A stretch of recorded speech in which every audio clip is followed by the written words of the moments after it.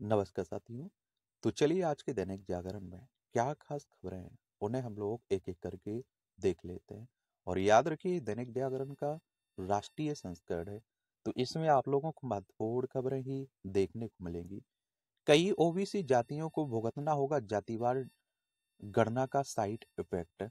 और होने वाली जातिवार गणना में देश में सभी धर्मों में मौजूदा सभी जातियों की गिनती की जाएगी और सभी जातियों की शैक्षणिक, आर्थिक और सामाजिक स्थिति को के मिलेंगे ठोस आंकड़े। हर 10 साल में होने वाली जनगणना के साथ जातिवार गणना को स्थायी करने पर भी विचार हो रहा है। और आप देखें ओबीसी सूची में नई जातियों को शामिल करने व पहले से शामिल जातियों को बाहर करने पर बनेगा आधार। अब तक सिर्फ एक बार 1971 में हुई है जातिगत जातिवार जनगणना। इस समय देश में सामाजिक, आर्थिक और शैक्षणिक रूप से पिछड़ी जातियों का एकमात्र आंकड़ा 1931 में की जनगणना का है। उसी के आधार पर देश में पिछड़ी जातियों की 52% आबादी निर्धारित कर उनके लिए 27% आरक्षण का प्रावधान किया गया। लेकिन अंग्रेजों ने 1941 में द्वितीय विश्व युद्ध के बीच खर्च का हवाला देकर 1941 में जनगणना जातिवार गणना नहीं कराई और आजादी के बाद 1951 से विभिन्न सरकारों ने इसे ठंडे बस्ते में डाल दिया। 1931 के आंकड़ों पर 1990 में ओबीसी आरक्षण की व्यवस्था पर सवाल खड़े किए, लेकिन अद्यतन आंकड़े जुटाने की कोशिश नहीं हुई और विभिन्न राज्यों में सर्वे के आधार पर समय समय पर ओबीसी जातियां घोषित होती रही हैं, लेकिन उन सर्वेक्षणों पर भी सवाल उठते रहे। 2011 में साफरक सरकार ने सामाजिक, आर्थिक, जातीय जनगणना जरूर कराई, लेकिन इसे मूल जनगणना से बाहर रखकर सर्वेक्षण के रूप में किया गया और इसमें बड़े पैमाने पर गड़बड़ी के कारण मनमोहन सिंह और नरेंद्र मोदी दोनों की सरकारों ने इसे जारी नहीं करने का फैसला किया। देखिए जनगणना की अगर हम लोग बात करें तो 1872 में लॉर्ड मेयो की समय से शुरुआत हुई थी और 1881 से लॉर्ड रिपन के समय से इसकी नियमित और व्यवस्थित जनगणना शुरू हुई थी। और अगर हम लोग जाति आधारित जनगणना की बात करें तो 1931 में अंतिम बार इसके आंकड़े जारी किए गए थे। और जाति आधारित जनगणना कहने का मतलब है कि किस जाति की संख्या कितनी है इसकी बात की जा रही है। 129 वर्षीय योगाचार्य स्वामी शिवानंद का निधन, आज अंतिम संस्कार होगा इनका, तो उन्हीं की बात की जा रही है। पहलगांव का जवाब देने की सामरिक रणनीति पर मंत्रणाओं का दौर तेज है। प्रधानमंत्री मोदी से मिले वायुसेना प्रमुख air chief marshal AP Singh. और देखिए जम्मू कश्मीर के पहलगांव में जो आतंकी हमला हुआ था उसी को लेकर बातें की जा रही हैं। भगवान राम को काल्पनिक बताकर घिरे राहुल गांधी। ये हमारे देश में चलती रहती है, राजनीति भी खूब होती है। सैन्य ठिकानों की जासूसी करने में 2 गिरफ्तार, 1.5 वर्ष से सैन्य बलों से जुड़ी सूचनाएं आईएसआई किसे कर रहे थे साझाई। जेल में बंद नशा तस्करों ने दोनों को मिलवाया था आईएसआई से। सीबीएसई आसान हुई पुनः मूल्यांकन की प्रक्रिया। अपने अंकों से असंतुष्ट छात्र अब पहले चरण में ही प्राप्त कर सकेंगे उत्तर पुस्तिका की फोटोकॉपी। अभी री टोटलिंग, री वेरिफिकेशन और री एवेल्यूशन के बाद मिलती थी उत्तर पुस्तिका की फोटोकॉपी। और परीक्षा परिणाम घोषित होने के बाद तय होगा आवेदन का समय भी। नीट यूजी में आप देखिए 20.80 लाख अभ्यर्थी हुए शामिल। जो मेडिकल कोर्सों में दाखिले के लिए परीक्षा होती है ना, उसी की बात की जा रही है। एनटीए करवाता है। ये आप देखें जीनोम जीनोम एडिटिंग कब कर धान की किस्में बनाने वाला पहला देश बना भारत। धान की 2 नई किस्मों से बढ़ जाएगा 30% उत्पादन। पहले किस्म का नाम है कमला DR100, दूसरी का नाम है DST राइस से। और कम लागत, कम पानी और कम समय में तैयार होती है अधिक उत्पादन वाली फसल। एक इसमें उत्तर प्रदेश, मध्य प्रदेश, झारखंड, बिहार, बंगाल, छत्तीसगढ़ आदि राज्यों के लिए अनुकूल है। सांबा मसूरी से विकसित कमला MTU से बना आप देखते हैं पूसा। कमला को जीनोम तकनीक के जरिए ICAR के भारतीय चावल अनुसंधान संस्थान ने बारीक दाने वाली किस्म सांबा मैसूरी, ये PB क्या BPT 5204 से विकसित किया गया। और परिष्कृत बीज में मूल किस्म सांबा मैसूरी की तुलना में दानों की संख्या ज्यादा होगी और इसे कम सिंचाई की जरूरत होती है। परीक्षण में कमला की औसत उपज प्रति हेक्टर 5.3 टन पाई गई। जो सांबा मैसूरी से लगभग 20% अधिक है। अनुकूल परिस्थितियों में यह 30% तक बढ़ सकती है। दूसरी किस्म पूसा DST राइसेक है, जिसे ICAR पूसा नई दिल्ली में ने विकसित किया है। इसका दाना लंबा और बारीक होगा। दक्षिण भारत में रबी मौसम के लिए यह अत्यधिक उपयुक्त है। NCERT किताबों से न पढ़ाने पर संभल में 33 स्कूलों में जुर्माना हुआ है। DM डॉक्टर राजेंद्र पेंसिया ने लगाया 1-1 लाख रुपए का जुर्माना। तो उसी की बातें की जा रही हैं।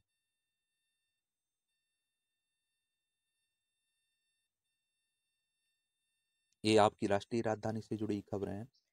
दिल्ली की बात हो रही है। ये आप देखिए, वय वंदना योजना के लिए 6 दिन में 28,000 बुजुर्गों का पंजीकरण हुआ। राजधानी दिल्ली में 70 वर्ष से अधिक उम्र के बुजुर्गों के लिए स्वास्थ्य बीमा है एक तरह से। आयुष्मान भारत योजना के बारे में सुना है ना, उसी तरह से बातें की जा रही हैं।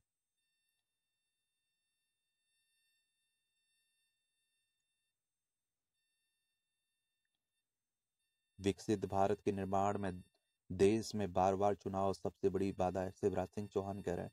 एक देश एक चुनाव पर एक तरह से ये बातें चल रही हैं। ऐसा नहीं पहली बार हो रहा है, 1952 से लेकर 1967 तक एक साथ ही चुनाव होते थे। लेकिन फिर कुछ विधानसभाएं समय से पहले भंग कर दी गई थी। फिर लोकसभा के चुनाव भी समय से पहले करवा दिए गए थे। तो जो व्यवस्था थी वो बदल गई थी एक तरह से। यह देख लीजिए, हवा को जहरीला बना रहे NCR से 380 बिजली संयंत्र। और दिल्ली में तो आप देखते हैं कि सांस लेना दुश्वार हो जाती है।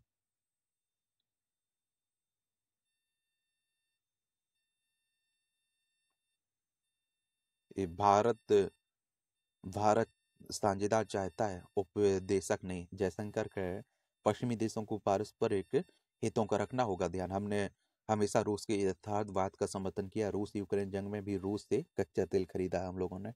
हमारे विदेश मंत्री साहब कह रहे हैं, जयशंकर। BSF को मिलेंगी 16 नई बटालियनें, 2 फील्ड हेडक्वार्टर्स। सरकार ने दी सैद्धांतिक मंजूरी। वित्त मंत्रालय समेत कुछ अंतिम स्वीकृतियां बाकी है। स्वीकृति मिलने के बाद 5-6 वर्ष में होगा गठन। फिलहाल 193 बटालियन है। 17 किलोमीटर की ऊंचाई तक पहुंचा भारत का हवाई प्रहरी। और DRDO ने किया स्टेटोस्फेरिक एयरसेप प्लेटफॉर्म का पहला परीक्षण। मध्य प्रदेश के सीहोर से किया गया सफल परीक्षण। सेंसरों से मिल गया डाटा। देखिए, मध्य प्रदेश की बात करें तो भोपाल इसकी राजधानी है। 1 नवंबर 1956 में से राज्य बनाया गया था। विधानसभा में 230 सीटें हैं, राज्यसभा में 11 सीटें हैं, लोकसभा में 29 सीटें आपको देखने को मिल जाएंगी। ये आप देखिए, ICAI करेगा एक देश एक चुनाव का वित्तीय आकलन। देखते हैं क्या होता है। 40 से अधिक ऐप्स को मिलाकर एक प्लेटफॉर्म बनाएगा चुनाव आयोग। चुनाव से जुड़ी सभी गतिविधियां इस प्लेटफॉर्म पर होंगी उपलब्ध। अलग अलग ऐप डाउनलोड करने की परेशानी से बचेंगे। देखिए, भारतीय निर्वाचन आयोग की बात करें तो एक संवैधानिक संस्था है। संविधान के अनुच्छेद 324 के तहत चुनाव आयोग की स्थापना की बात की गई। 25 जनवरी 1950 में स्थापना हुई थी। 25 जनवरी को आप लोग मतदाता दिवस मनाते हैं। नई दिल्ली में हेडक्वार्टर देखने को मिलेगा। सुकुमार सेन पहले मुख्य चुनाव आयुक्त थे। वफ़ कानून पर सुप्रीम कोर्ट में सुनवाई आज होगी। केंद्र ने संशोधित कानून पर अंतरिम रोक की मांग का किया विरोध। 2 दर्जन याचिकाएं हुई थी दाखिल, पर कोर्ट सिर्फ 5 पर करेगा विचार। जो वफ़ संशोधन कानून है ना 2025 का, इसी को लेकर बातें हो रही हैं। इसे चुनौती दी गई है सुप्रीम कोर्ट में। सुप्रीम कोर्ट हमारे देश की सर्वोच्च अदालत है। संविधान के अनुच्छेद 124 के तहत सुप्रीम कोर्ट की स्थापना की बात की गई। 28 जनवरी 1950 में स्थापना हुई थी। नड्डा ने अंगोला के राष्ट्रपति लोरेंसो को मोदी एट द रेट पुस्तक भेंट की हुई है। एमी अवार्ड से सम्मानित रिची मेहता बोले, इंडिया में है सबसे बेहतरीन टैलेंट। कहा, India in a day feature documentary पूरा करने के बाद डेली क्राइम के लेखन में जुट गया। मैं पहली बार ऐसा प्रोजेक्ट कर रहा हूं जिसमें सभी भारतीय प्रतिभाएं थी। यही मेरा लक्ष्य था। ये आप देखिए, नीट PG को 2 पालियों में कराने के खिलाफ याचिका पर सुनवाई आज होगी। ईडी की शक्तियों से संबंधित याचिका पर सुनवाई के लिए पीठ का पुनर्गठित पीठ 2022 के फैसले की समीक्षा की मांग करने वाली याचिका पर विचार करेगी। देखिए, इसकी ईडी की बात करें तो इन्फोर्समेंट डायरेक्टरेट की बात हो रही। प्रवर्तन निदेशालय 1 मई 1956 में स्थापना हुई थी। नई दिल्ली में हेडक्वार्टर देखने को मिलेगा। एक केंद्र सरकार किसी भी भाषा के विरोध में नहीं है। हमारे होम मिनिस्टर साहब करें, समृद्ध संस्कृत भारतीय के सभासद शवासन शिविर के समापन समारोह में बोले केंद्रीय गृह मंत्री, कहा संस्कृत जितनी समृद्ध होगी उतनी ही भारतीय भाषाएं ही भी सशक्त होंगी।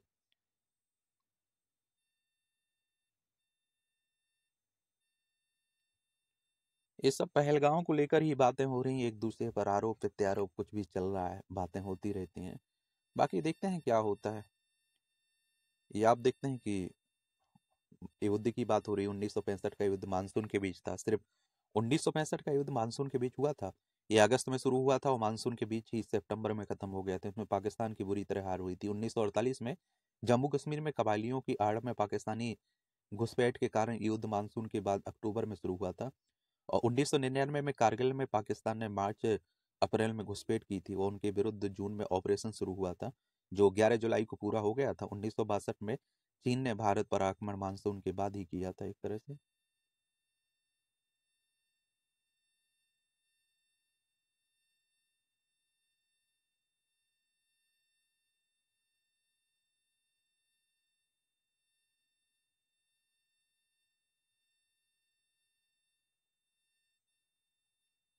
इस समय आप देखते हैं कि जातिगत जनगणना को लेकर खूब बातें की जा रही हैं।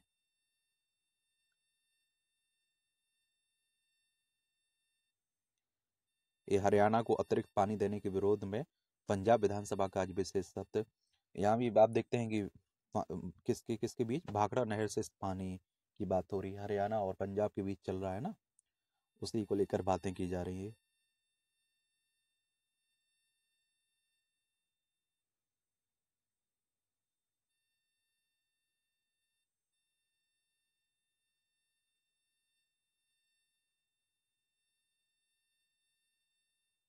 ये को पौधों को जीवाणु से बचाया गया, अरंडी की पत्ती का खरपतवार से कीटनाशक बनाने का दुनिया में पहला प्रयोग होने का दावा, फसलों की सुरक्षा करेगा अर्ग।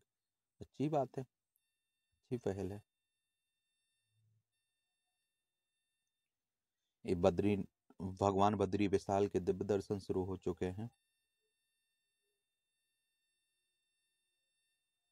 ये सब चलता रहता है, आप देखते हैं।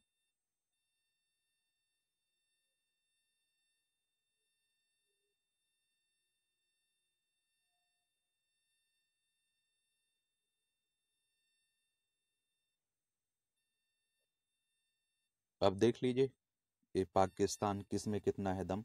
25 करोड़ डॉलर आएगा फूड युद्ध में, एक दिन का खर्च एक पक्ष का। पाकिस्तान के पास सिर्फ 4 दिन के लिए गोला बारूद का स्टॉक है।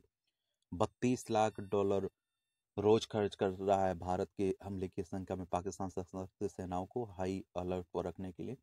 और देखिए, कहा जा रहा है कि युद्ध किसी के भी हक में नहीं है, क्योंकि हम लोग युद्ध में एक बार शामिल तो हो सकते हैं लेकिन उससे निकलना बड़ा मुश्किल होगा। देख लीजिए, रूस को लगता था यूक्रेन में 2-4 दिन के बाद सब खत्म हो जाएगा, लेकिन आप देखते हैं परिस्थिति ऐसी बदली कि अभी कई साल से अभी तक उलझा हुआ है वो। पहलगांव आतंकी हमला पाकिस्तान की सेना की ओर से बड़ी रणनीतिक चूक साबित हो सकता है। पाकिस्तान को कड़ा सबक सिखाने के लिए भारत बहुस्तरीय रणनीति पर काम कर रहा है। सिंधु जल समझौते निलंबित करके भारत ने साफ संकेत दिया कि अब पाकिस्तान के खिलाफ उपलब्ध हर विकल्प का इस्तेमाल किया जाएगा। आतंकवाद पर पाकिस्तान को घेरने के लिए कूटनीतिक उपायों के अलावा सैन्य के लिए सेना को छुट्टी खुली छूट दे दी गई। भारत के आक्रामक तेवरों से घबराया पाकिस्तान अब दुनिया में बचाव की गुहार लगा रहा है। पाकिस्तान की अर्थव्यवस्था पहले से बदहाल है। बलूचिस्तान, सिंध और खैबर पख्तूनख्वा के उसके आतंकी विद्रोहियों को संभालना मुश्किल हो रहा है। तो आप देखेंगे हम लोगों को यही करना चाहिए, कई मोर्चों पर उसे घेरना चाहिए। जो बलूचिस्तान, सिंध और खैबर पख्तूनख्वा में जो आप देखते हैं विद्रोह है, इसे हवा देना चाहिए एक तरह से।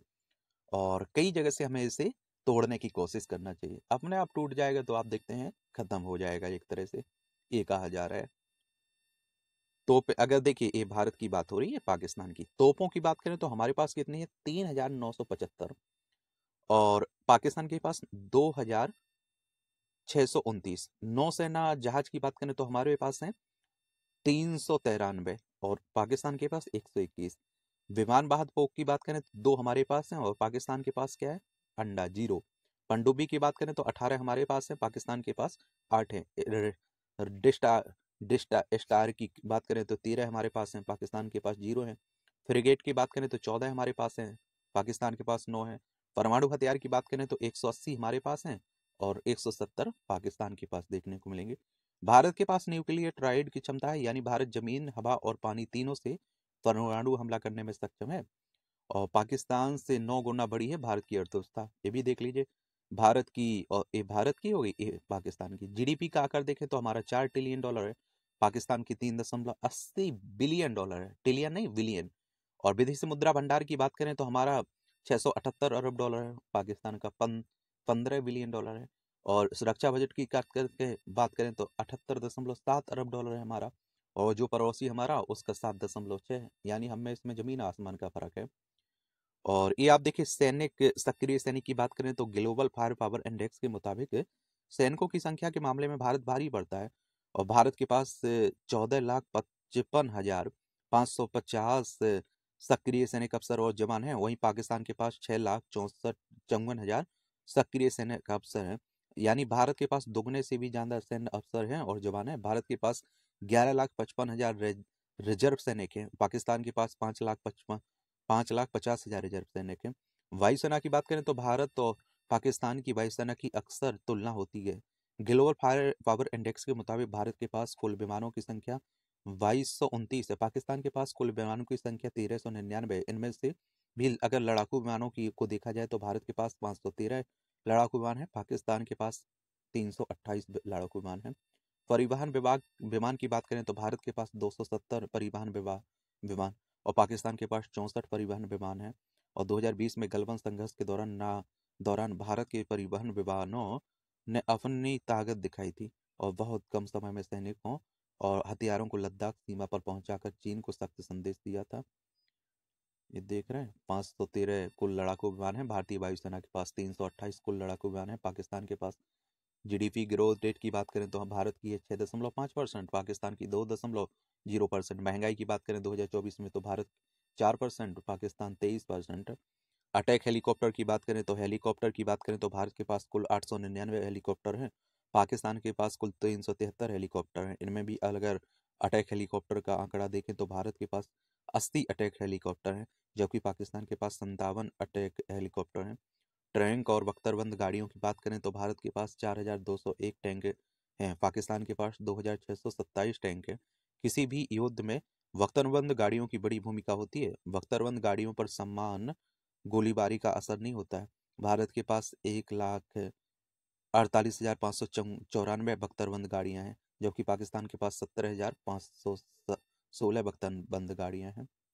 चलिए, ये सब अत्याधुनिक, ये आप देखें लड़ाकू विमानों में भारत के लिए फ्रांस से खरीदे गए राफेल लड़ाकू विमान सबसे खास हैं। इसके अलावा भारत के लड़ाकू विमानों के बेड़े में मिराज 2000 और जगुआर विमान बड़ी भूमिका निभाने को तैयार हैं। और इनके अलावा भारतीय वायुसेना का multi role fighter jet Sukhoi 30 अपनी फुर्ती और लंबी दूरी तक मार करने की क्षमता के लिए जाना जाता है। ये अत्याधुनिक मिसाइलों के साथ दुश्मन पर अचूक हमले कर सकता है। इसके अलावा मिग 29 और तेजस लड़ाकू विमानों से भारत की हवाई ताकत को और धार मिल सकती है। अत्याधुनिक लड़ाकू विमान J-10C, पाकिस्तान की वायुसेना के बेड़े में भी कुछ अत्यधिक लड़ाकू विमान हैं, जैसे कि J-10C जो 4.5 जनरेशन का मल्टी रॉल फाइटर जेट है। पाकिस्तान ने इसे 2 वर्ष पहले ही चीन से खरीदा था। ये लंबी दूरी की मिसाइलों से लैस हो सकता है। इसके अलावा चीन से ही खरीदा गया JF-17 भी मल्टी रोल फाइटर है, जो पाकिस्तान वायुसेना की रणनीति में अहम भूमिका निभा सकता है। पाकिस्तान के पास अमेरिका से खरीदे गए F-16 लड़ाकू विमानों का भी पुराना बेड़ा है। और चीन के लड़ाकू विमानों ने युद्ध में अपनी क्षमता साबित नहीं की। ऐसे में पाकिस्तान की वायुसेना काफी हद तक F-16 लड़ाकू विमानों पर निर्भर है। बाकी आप लोग क्या सोचते हैं, बताइए आप लोग। हर मोर्चे पर बिखर जाएगा पाकिस्तान। ये पाकिस्तान आर्थिक, सामाजिक, राजनीतिक तीनों क्षेत्रों में अस्थिरता का शिकार है। उसकी सैन्य क्षमता भी सीमित है। और अगर आप देखते हैं कि अगर भारत के साथ एक पूर्ण युद्ध होता है तो इसके लिए 1 हफ्ते से अधिक टिकना संभव नहीं होगा। 1 सप्ताह का युद्ध भी उसकी अर्थव्यवस्था के लिए विनाशकारी साबित होगा। दोहरे मोर्चे की स्थिति में बढ़ेगी चुनौती। अर्थव्यवस्था हो या रक्षा बजट हो, इन मोर्चों पर पाकिस्तान हमारे सामने कहीं नहीं टिकता है। विरोधाभास यह है कि सैन्य क्षमता के लिहाज से भारत के पास पाकिस्तान पर निर्णायक बढ़त नहीं है। चीन बांग्लादेश की सीमा पर सैन्य खतरे हैं और इससे पाकिस्तान पर हमारी बढ़त कम हो सकती है। ये चिंता जताई जा रही है। और ये कहा जा रहा है रणनीति इसी में है कि हमें चारों तरफ से पाकिस्तान को घेर के खत्म करना चाहिए, हमें युद्ध में शामिल नहीं होना चाहिए। समझ रहे हैं? उस बर्बाद जो है उससे हम क्यों लड़े युद्ध। समझ रहे हैं? क्योंकि उससे तो कोई फर्क पड़ने वाला नहीं। कितना बर्बाद होगा, मर जाएगा, मरा मरा तो पहले ही है। बुरी स्थिति तो खाने के तो अलावा वैसे भी पड़े हुए हैं वैसे। अब लड़ेंगे तो ताकतवर से लड़ना है की बात होती है ना। अब कमजोर से हम अपनी तुलना कहाँ कर सकते हैं। ये बीते बीते सप्ताह स्टार्टअप्स ने 10.29 करोड़ डॉलर जुटाए, देख रहे हैं। अप्रैल में पेट्रोल डीजल की मांग 4% बढ़ी। एमएसएमई को मिलनी चाहिए निर्बाध बिजली। नीति आयोग ने ताजा रिपोर्ट में कहा, माइक्रो यूनिट को बिना गिरवी बैंक से लोन मिलने में होती है दिक्कत।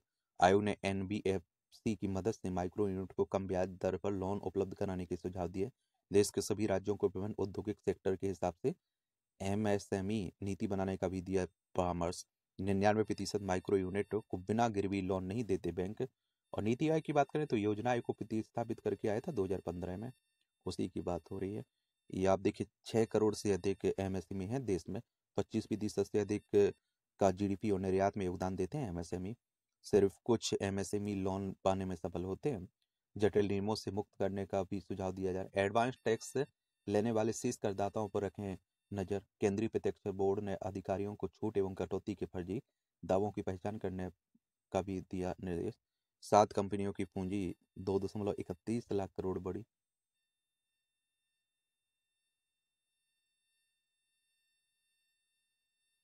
रिकॉर्ड से हटाए जाएंगे 3,300 कंपनियों के नाम। निवेशकों को बड़ा अवसर देती है भारत की उदार एफडीआई नीति। डिलाइट इंडिया ने कहा कि ऑटो फार्मास्यूटिकल्स और के पर्यटन क्षेत्र आकर्षण का केंद्र है। 135 लाख करोड़ रुपए की वर्कशायर हैथवे का जिम्मा संभालेंगे ग्रेग वेल। केंद्रीकृत केवाईसी को लेकर काम जारी है, सेबी चेयरमैन कह रहे हैं।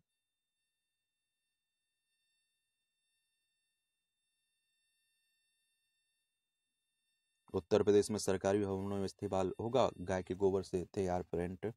पशुपालन दुग्ध विकास विभाग की समीक्षा बैठक में मुख्यमंत्री ने दिए निर्देश।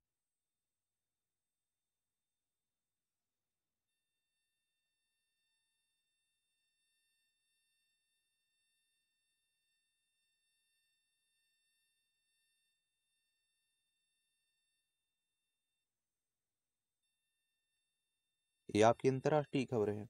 इजरायली एयरपोर्ट के पास गिरी मिसाइल, दिल्ली से उड़ा विमान अबू धाबी में उतरा। ये सब चल रहा है दुनिया में, देख रहे हैं। अभी अभी अशांति। कनाडा को अमेरिका का 51वां राज्य बनाने के लिए आप देखते हैं कि सैन्य कार्रवाई नहीं, ट्रम्प कह रहे हैं। क्योंकि कनाडा को भी हड़पने की सोच रहे हैं। राष्ट्रपति ट्रम्प का पॉप के रूम में तस्वीर पोस्ट करना अच्छी बात नहीं, अमेरिकी कार्डिनल कह रहे हैं। स्पेस एक्स लॉन्च साइट को नए शहर स्टारबेस के रूप में दी मंजूरी। ईरानी विदेश मंत्री भारत यात्रा से पहले आज पाकिस्तान जाएंगे। ऑस्ट्रेलिया के मतदाताओं ने विभाजन की बजाय एकता को चुना, अल्बनीज कह रहे हैं। कहा कि हम अपने दूसरे कार्यकाल में भी अनुशासित और व्यवस्थित सरकार साबित होंगे।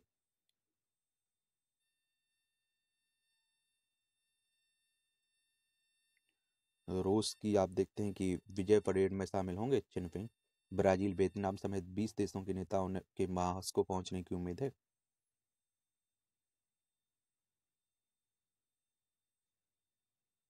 सिंगापुर की सत्तारूढ़ पार्टी पीएपी ने आम चुनाव में हासिल की बड़ी जीत। वोंग की पीपल एक्शन पार्टी ने 97 में से 87 सीटें जीत हासिल की हैं इसमें।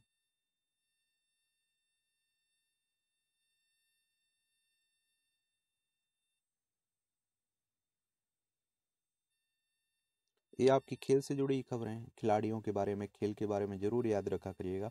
आईपीएल की स्थापना 2007 में हुई थी। 2008 में पहला संस्करण हुआ था। आईपीएल को तो आप लोग देख ही रहे होंगे। श्रीलंका महिला टीम ने भारत को 7 साल बाद दी पटकनी। ये चोटेल मैक्सवेल की जगह पंजाब से जुड़े मिच ओवन। एक केदार लिंग ने जीता एयर पिस्टल शॉट पदक। निशानेबाज हैं, सेना निशानेबाज। आयुष की सफलता में अहम रही हंसी, शेट्टी कह रहे हैं। खेलों के विकास से बढ़ेगा भारत की सॉफ्ट पावर, मोदी जी कह रहे हैं। डे डेचेम्ब्यू ने सत्य की पहली जीत दर्ज की है। खेल की ही बातें हो रही हैं।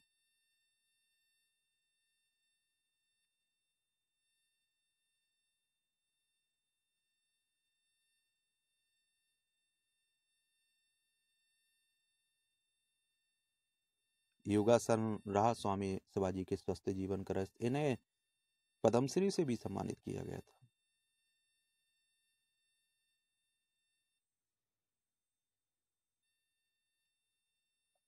यहाँ भी आपको जनरल नॉलेज की जानकारी मिल जाती, परीक्षा के पॉइंट भी से पॉइंट मिल जाते हैं। मैरी कीज से पेटेंट हासिल करने वाली दुनिया की पहली महिला बनी थी 1809 में।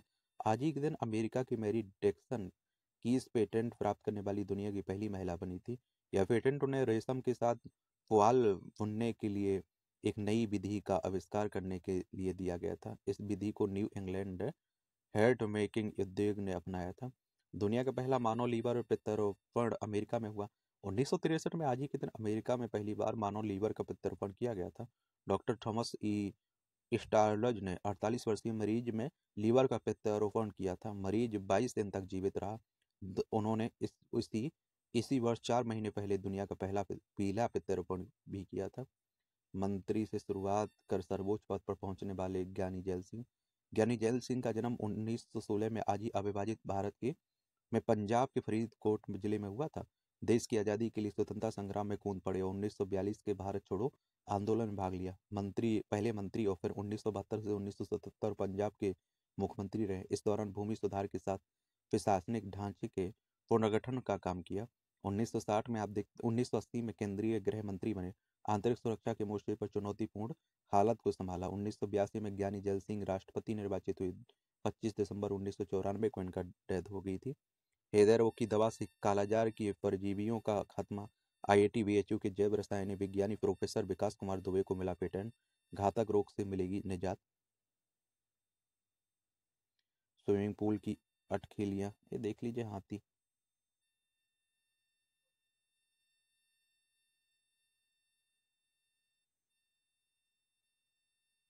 डोनाल्ड ट्रंप ने बदली नीति तो टाफर लगाने लगा ठेला। निमोनिया पैदा करने वाली बैक्टीरिया से लड़ने में मददगार वायरस।